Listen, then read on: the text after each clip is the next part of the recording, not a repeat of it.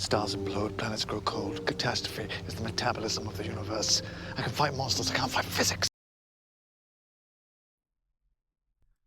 So we've got another question from M, this time about wavefronts. So 7.6, figure 20 shows what happens to wavefronts as they pass across the boundary between air and glass. Okay, so what do you know when you go from air to glass? You slow down.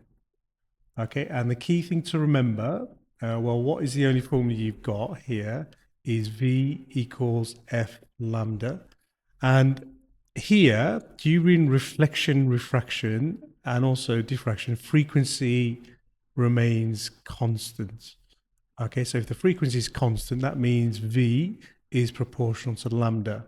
So if you slow down, if V goes down, then lambda goes down, which is what they've shown here. Now, you're probably thinking, where's lambda here?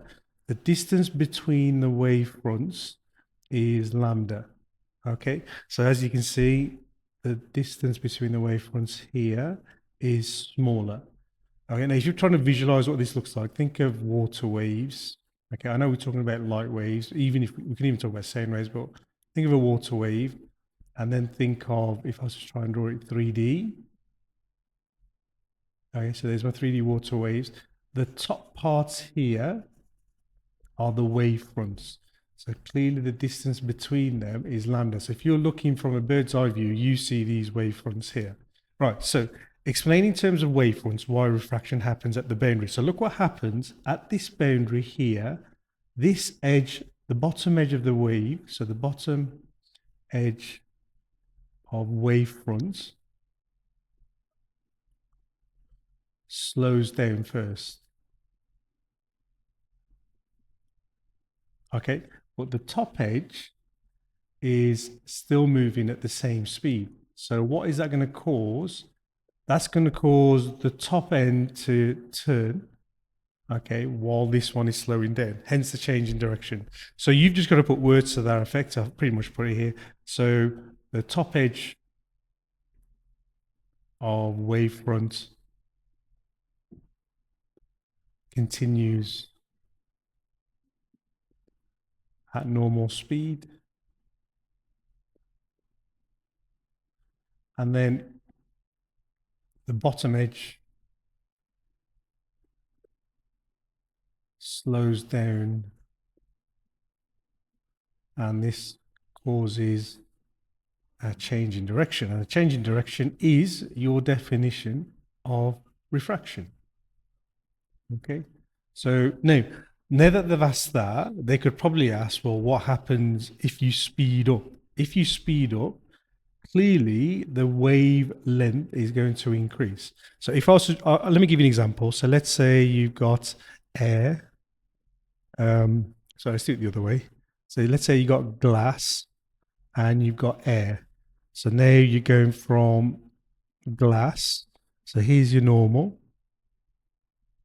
Okay. And you're going into air. So obviously you're going to, if this is the angle of incidence, you're going to speed up. So you're going to bend away from the normal. So let's say it goes like that. Okay, so there's your angle of refraction. Okay, so again, if I draw the wavefronts here, I'm just going to draw any length, not really important. It's not very good. Let's do that again. So just make them equal if you can, because there's not been a change of speed. So obviously now this one, what's going to happen? The wavefronts are always 90 degrees to the direction of the wave light.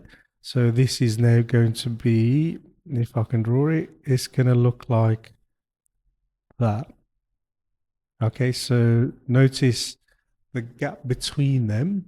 If you look at lambda here and you look at lambda here, the wavelength has increased. Now, what happens when it goes in at 90 degrees? So think of the wavefronts.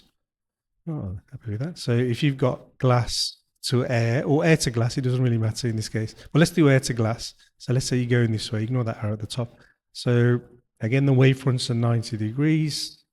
And then when you hit the surface, what happens? Both edges of the wavefront hit the boundary at the same time. So one doesn't travel faster than the other, so there's no change in direction. Okay, but is there a change in speed? Yes, so I'm going to draw that by showing bigger wavelengths. Okay, and if you went the other way, obviously you draw the wave. If you're going from air to glass, you draw the wave fronts getting closer together.